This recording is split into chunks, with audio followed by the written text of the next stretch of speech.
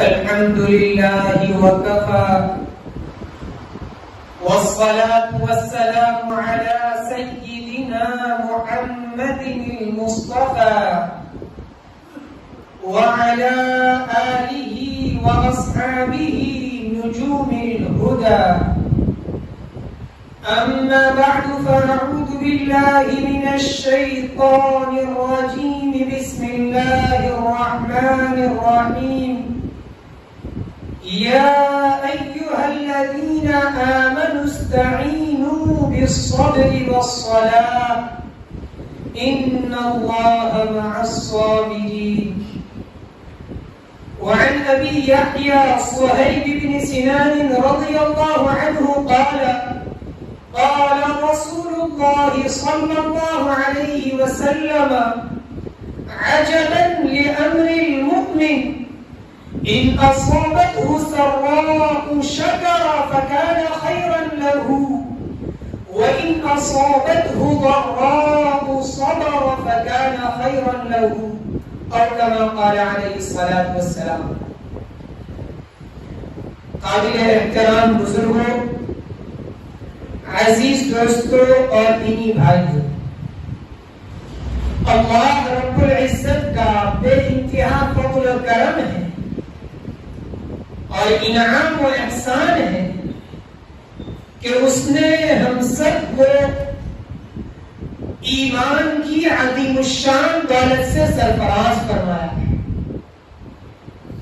اللہ رب العزت کے خزانے سے ملنے والی نعمتوں میں سے، دولتوں میں سے سب سے بڑی، سب سے اونچی، سب سے اعلیٰ دولت اگر کوئی ہے تو وہ ایمان کی دولت ہے.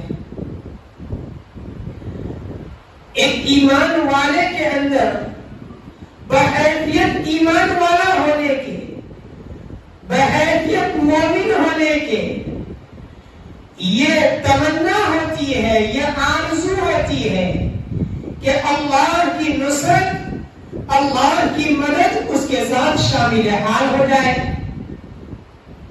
حالات اور آزمائش کے آنے کے وقت میں، مصیبتوں کے آنے کے وقت میں اس کی اندر کی ایمانی کیفیت اس کو اس بات پر ابھارتی ہے کہ میں اپنے اوپر آنے والے حالات اور مصیبتوں کا حل اللہ رب العزت کے سامنے مدد طلب کر کے پورا کروں. مگر اللہ تبارک و تعالی نے اپنی نصرت اور اپنی مدد کے کچھ ضابطے، کچھ قاعدے، کچھ قانون بنا رکھے. قرآن کریم میں اور احادیث مبارکہ میں وہ بہت سے اعمال بیان کیے گئے ہیں کہ جن کے کرنے کی بنیاد پر، جن کی پابندی کی بنیاد پر، جن کو لازم پکڑنے کی بنیاد پر اللہ رب العزت وعدہ فرماتے ہیں. اللہ کے حبیب جناب محمد رسول اللہ صلی اللہ علیہ وسلم وعدہ فرماتے ہیں کہ اللہ کی مدد تمہارے ساتھ شامل حال ہو جائے.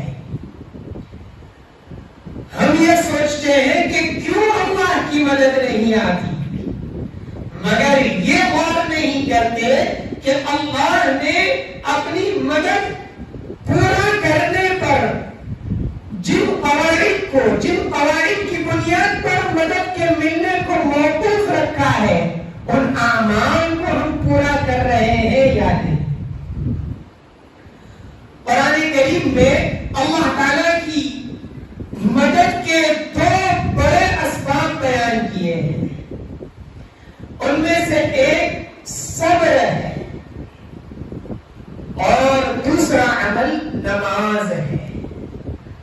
اللہ تعالیٰ ارشاد فرماتے ہیں: یا ایھا الذین آمنوا استعینوا بالصبر والصلاۃ. اے ایمان والو، مدد طلب کرو اللہ کی صبر کے ذریعے اور نماز کے ذریعے. ان اللہ مع الصابرین. یقیناً اللہ رب العزت صبر کرنے والوں کے ساتھ ہے. صبر پر اللہ کی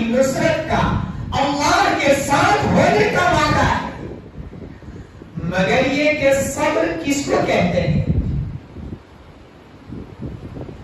عام طور پر ہم یہ سمجھتے ہیں کہ کسی کے انتقال پر، کسی مصیبت کے آنے پر خاموش رہ جانے کا نام صبر ہے،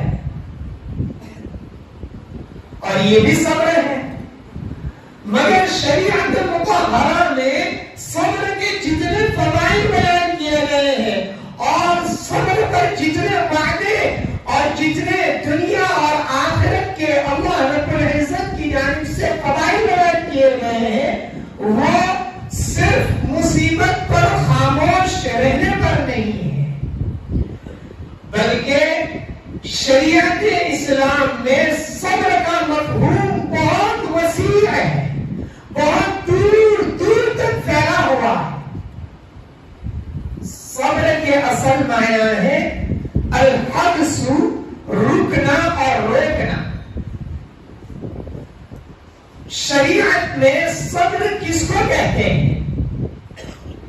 امام راغب اصفہانی رحمۃ اللہ علیہ نے اپنی کتاب مفردات القرآن میں صبر کی تعریف لکھی ہے کہ صبر کس کو کہتے ہیں۔ فرماتے ہیں حبس النفس علی ما یقتضیہ الشرع والعقل۔ صبر نام ہے اپنے نفس کو، اپنی جی کی چاہتوں کو روک کر رکھنا ان امور پر، ان کاموں پر جس کا شریعت تقاضا کرے، جس کا عقل تقاضا کرے۔ ہمارا نفس بہت کچھ کرنے کو چاہتا ہے، خواہش مند ہوتا ہے، جی کی چاہتیں بہت کچھ ہوتی ہیں، اور شریعت مطہرہ ان چیزوں سے ہمیں روکتی ہے، ہماری عقل روکتی ہے کہ دیکھو نفس اس کی تمنا اور لالچ کر رہا ہے، اس کی خواہش اور آرزو کر رہا ہے، مگر یہ اچھا کام نہیں ہے۔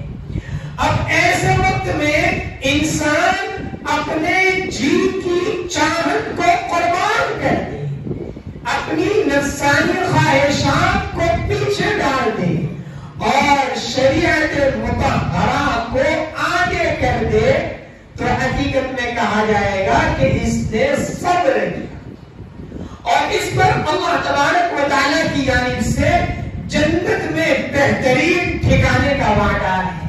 قرآن کہتا ہے سلام علیکم بما صبرتم فنعم عقبى الدار۔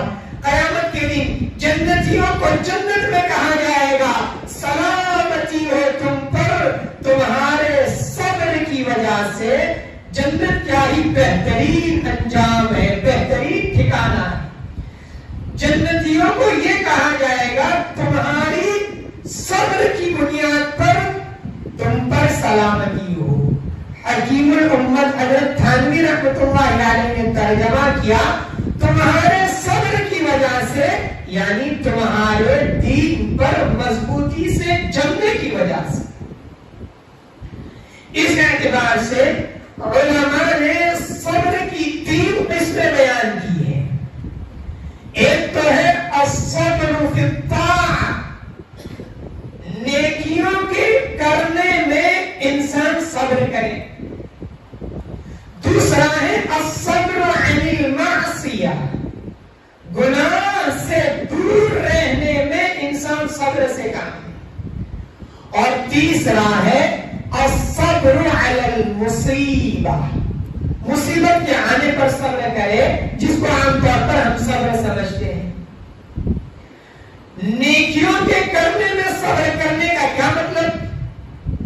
ایک مثال سے اس کو سمجھتے ہیں، اچھی طرح سمجھ میں آ جائے گا۔ سردیوں کا موسم شروع ہو رہا ہے، ٹھنڈیاں آنے والی ہیں، ایسی حالت میں انسان رات کے وقت سویا ہوا ہے اور فجر کے وقت میں ایک جانب ٹھنڈی ٹھنڈی ہوائیں چل رہی ہیں، نرم نرم بستر ہے، لیے چاہتا ہے، جی کی چاہت تو یہ ہے کہ سوتا رہے، لیٹا رہے۔ دوسری جانب مؤذن کی پکار ہے، حی علی الصلاۃ، حی علی الصلاۃ، آؤ نماز کی طرف، آؤ کامیابی کی طرف۔ الصلاۃ خیر من النوم، نیند سے نماز بہتر ہے۔ اب ایک جانب انسان کی نفسانی خواہش ہے، اس کی جی کی چاہت ہے، اور دوسری جانب شریعت مطہرہ کا حکم ہے۔ انسان اپنے جی کی چاہت کو قربان کر دے اور اٹھ کر کے فجر کی نماز کے لیے قدم اٹھا لے، یہ ہے الصبر فی الطاعہ، نیکیوں کے کرنے میں صبر سے کام لینا۔ صحیح بخاری میں روایت موجود ہے، حضرت ابو ہریرہ رضی اللہ عنہ سے منقول ہے، فرماتے ہیں کہ اللہ کے حبیب صلی اللہ علیہ وسلم نے ارشاد فرمایا، جب انسان رات کے وقت سوتا ہے تو شیطان اس کی گٹی پر 3 گرہیں لگا دیتا ہے، گانٹھ جس کو ہم گجراتی میں بولتے ہیں، 3 گرہیں، 3 گانٹھ لگا دیتا ہے، اور ہر گرہ پر، ہر گانٹھ پر یہ پڑھ کر کے دم کر دیتا ہے، علیک لیل طویل فرقد، علیک لیل طویل فرقد، ابھی تو رات بہت لمبی ہے، سوتا ہے، ابھی تو رات بہت لمبی ہے، سوتا ہے۔ اللہ کے حبیب صلی اللہ علیہ وسلم ارشاد فرماتے ہیں کہ جب انسان صبح اٹھتا ہے اور اٹھتے ہی اللہ کا ذکر کرتا ہے، سو کر اٹھنے کی دعا پڑھ لیتا ہے، دوسرے اس وقت کے جو مسنون اذکار ہے وہ پڑھ لیتا ہے، تو ایک گرہ جو لگی ہوئی تھی، ایک گانٹھ جو لگی ہوئی تھی، وہ کھل جاتی ہے۔ پھر وضو کر لیتا ہے تو دوسری گرہ، دوسری گانٹھ جو لگی ہوئی تھی وہ بھی کھل جاتی ہے، اور جب نماز پڑھ لیتا ہے تو تیسری گرہ، تیسری گانٹھ جو لگی ہوئی تھی وہ بھی کھل جاتی ہے۔ بخاری شریف کی روایت کے الفاظ ہے، فَأَصْبَحَ طِيبَ النَّفْسِ نَشِيطًا، وہ بندہ صبح کرتا ہے خوش مزاج ہونے کی حالت میں، چست ہونے کی حالت میں، اور اگر وہ ایسا نہیں کرتا ہے، شریعت کے حکم کو آگے نہیں کرتا ہے، جی کی چاہت کو پورا کرتا رہتا ہے اور لیتا رہتا ہے، حدیث شریف کے الفاظ ہے، فَأَصْبَحَ خَبِيثَ النَّفْسِ كَسْلَانًا، تو وہ صبح کرتا ہے بد مزاج ہونے کی حالت میں، موڈ آف ہونے کی حالت میں، کسلان سستی کی حالت میں صبح کرتا ہے، دن بھر مزاج میں بدحالی رہتی ہے، برا حال رہتا ہے۔ تو نیکیوں کے کرنے میں صبر یہ کہ نیکی کا کرنا چاہے انسان پر کتنا ہی دشوار گزار کیوں نہ ہو، انسان اس نیک عمل کے کرنے میں اپنے نفس سے مجاہدہ کرے، اپنے نفس سے مقابلہ کرے۔ مثال کے طور پر ٹھنڈی کے موسم میں صبح صبح اٹھے اور وضو کرنا ہے، اور وضو کے لیے کبھی کبھی یہ ہوتا ہے کہ اب گرم پانی کا بھی انتظام نہیں ہے، اب نفس پر کتنا بوجھل معلوم ہوتا ہے، انسان جی کی چاہت کو قربان کرے اور اللہ کے حکم کو پورا کرے، وضو کر لے اور کامل وضو کرے۔ مسلم شریف میں روایت، اللہ کے رسول صلی اللہ علیہ وسلم فرماتے ہیں الا ادلکم علی ما یمحو اللہ بہ الخطایا ویرفع بہ الدرجات. رسول اللہ صلی اللہ علیہ وسلم نے صحابہ کرام رضی اللہ عنہم سے پوچھا کیا میں تمہیں ایسے اعمال نہ بتلاؤں جس کی بنیاد پر اللہ تبارک و تعالی تمہاری خطاؤں کو تمہارے گناہوں کو معاف کر دے اور جنت میں تمہارے درجات کو بلند کر دے. رسول اللہ صلی اللہ علیہ وسلم کی یہ عادت شریفہ تھی کہ جب صحابہ کرام رضی اللہ عنہم کو کسی اہم عمل کی جانب توجہ دلانا چاہتے تھے تو پہلے ان سے سوال کرتے تھے, ان سے پوچھتے تھے تاکہ کسی طرح سے وہ آپ صلی اللہ علیہ وسلم کی جانب متوجہ ہو جائے. حدیث شریف میں آپ صلی اللہ علیہ وسلم کے ایسے بہت سے سوال و جواب ذکر کیے گئے ہیں. کبھی پوچھتے صحابہ کرام سے کہ کیا تم یہ جانتے ہو؟ صحابہ کرام جواب دیتے اللہ و رسولہ اعلم, اللہ اور اس کے رسول ہی بہتر جانتے. تو آپ صلی اللہ علیہ وسلم نے یہ عجیب سوال کیا صحابہ کرام سے کہ کیا میں تمہیں ایسے اعمال نہ بتلاؤں جس کی بنیاد پر اللہ رب العزت تمہارے گناہوں کو معاف کر دے اور جنت میں تمہارے درجات بلند کر دے. کون نہیں چاہتا کہ ہمارے گناہ معاف ہو جائے, ہمارے درجات بلند ہو جائے. صحابہ کرام نے عرض کیا بلا یا رسول اللہ, اللہ کے رسول ضرور بتلا دیجیے. تو اللہ کے حبیب صلی اللہ علیہ وسلم نے 3 اعمال بتلائے. سب سے پہلا عمل بتلایا اسباغ الوضوء علی المکان,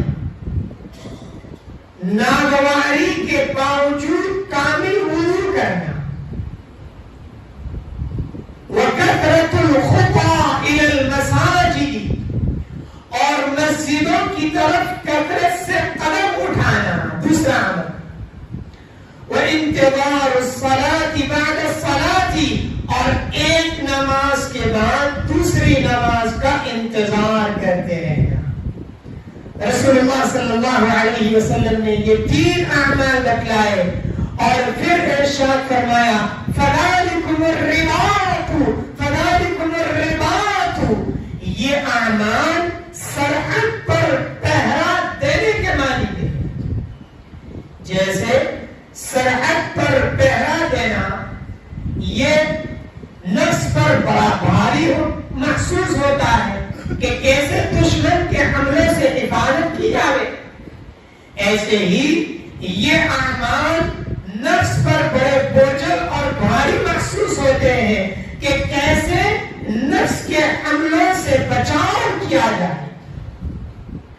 مگر سرحد پر پہرا دینے کی وجہ سے جیسے ملک کی علاقے کی حفاظت ہو جاتی ہے, ان اعمال کی پابندی کی بنیاد پر اللہ رب العزت ہمارے دین کی, ہمارے ایمان کی حفاظت فرما لیں گے.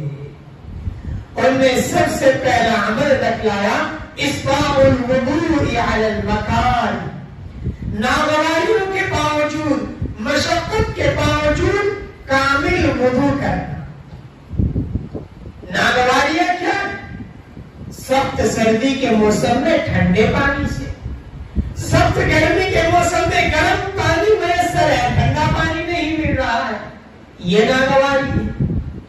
کامل وضو کرنا کہ وضو میں ہمارا کوئی عضو خشک نہ رہ جائے, سوکھا نہ رہ جائے. صحیح بخاری میں روایت موجود ہے, صحابہ کرام رضی اللہ عنہم فرماتے ہیں کہ ایک مرتبہ ہم ایک غزوے سے واپس ہو رہے تھے, کچھ صحابہ کرام آگے نکل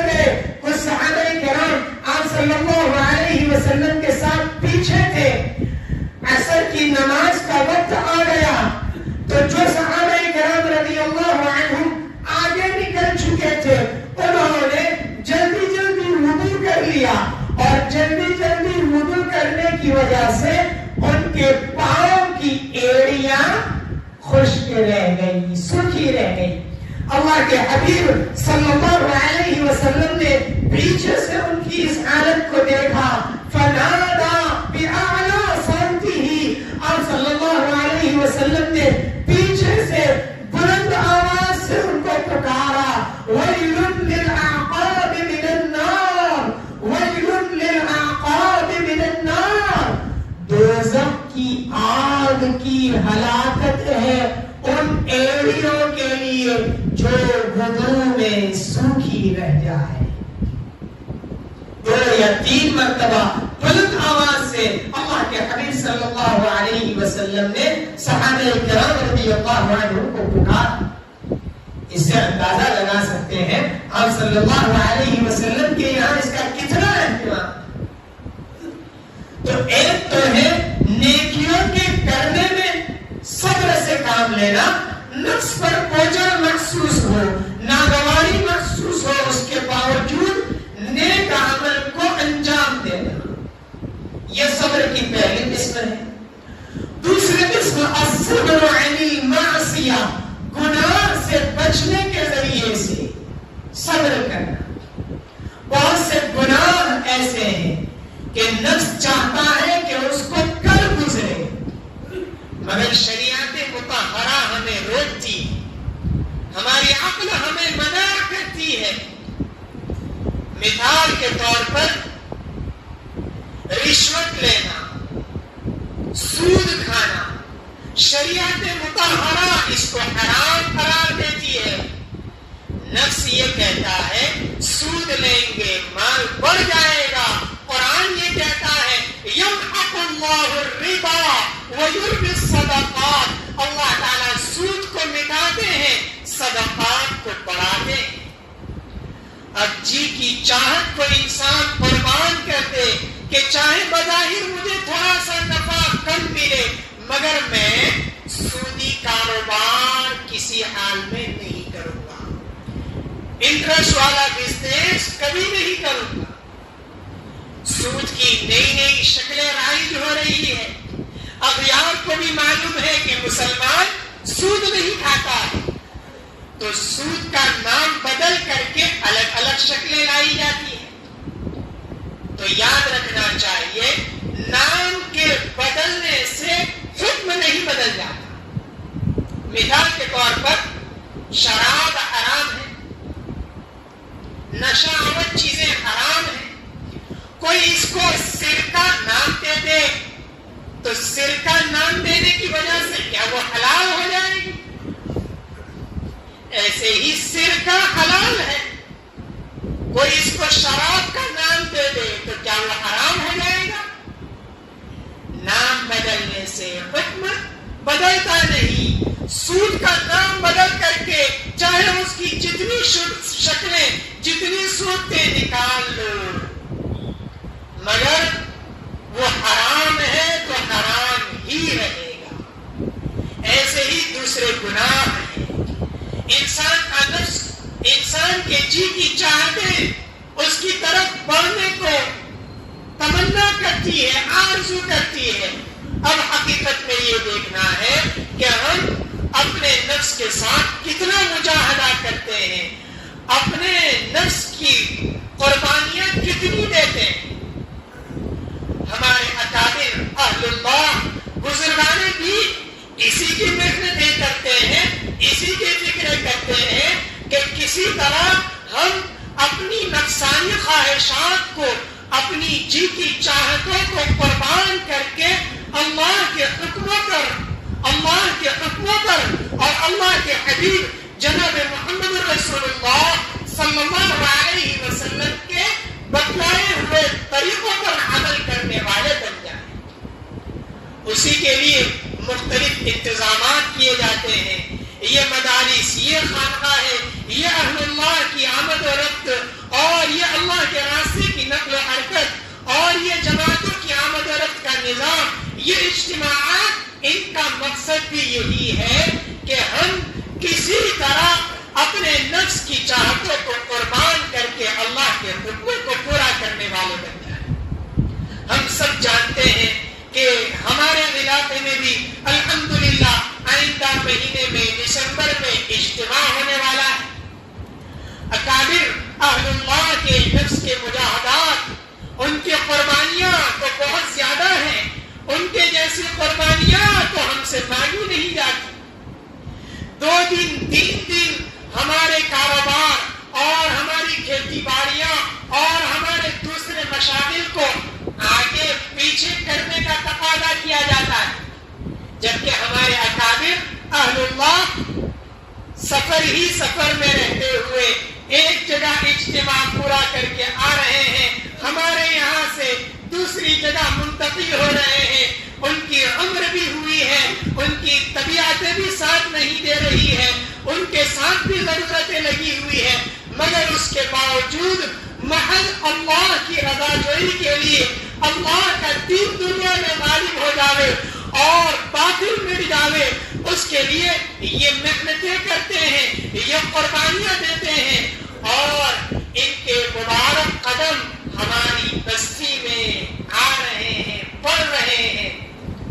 اب اگر ہم تھوڑی سی بھی قربانی نہ دیں تو پھر اس سے بڑی ناقدری، اس سے بڑی ناشکری اور کیا ہوگی کہ وہ تو اپنا سب کچھ قربان کر رہے ہیں اور سال بھر تقاضے پر چل رہے ہیں، اور ہم یہ ہیں کہ تھوڑی سی قربانی دینے کے لیے بھی تیار نہیں ہوتے ہیں۔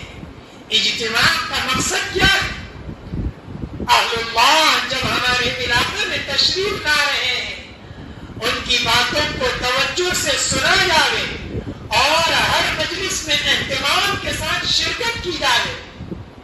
اجتماع یہ صرف بھیڑ جمع کر لینے کا نام نہیں ہے۔ آئے اور بازار میں گھومے پھرے، کچھ چائے ناشتہ کر لیا اور دعا میں حاضر ہو گئے۔ اجتماع بھیڑ جمع کر لینے کا نام نہیں ہے، بلکہ اجتماع ایک تقاضے کو لے کر کے اہل اللہ آئے ہوئے ہوتے ہیں، ان تقاضوں پر لبیک کہتے ہوئے اپنے آپ کو دین کی محنت میں ایک دوسرے سے آگے بڑھانے کی فکر کا اور قربانیوں کے آگے بڑھانے کا نام۔ تو ہم سب بھی یہ نیت کریں کہ انشاءاللہ اجتماع کے ہر عمل میں ہم سے جتنی ہو سکے پوری محنت کریں گے، فکریں کریں گے، جتنی قربانیاں ہم سے مانگی جاوے، مطالبہ کیا جاوے، تقاضے کیے جاوے، ہم ان سارے تقاضوں کو پورا کرنے کی فکر کریں گے، اس کے لیے دعائیں بھی کریں گے۔ اللہ رب العزت ملک بھر میں ہونے والے تمام اجتماعات کو کامیاب فرمائے، عافیت اور سہولت کے ساتھ پورا فرمائے، زیادہ سے زیادہ دین کے دنیا میں پھیلنے کا اور دین اسلام کے غالب ہونے کا ذریعہ اور سبب بنائے۔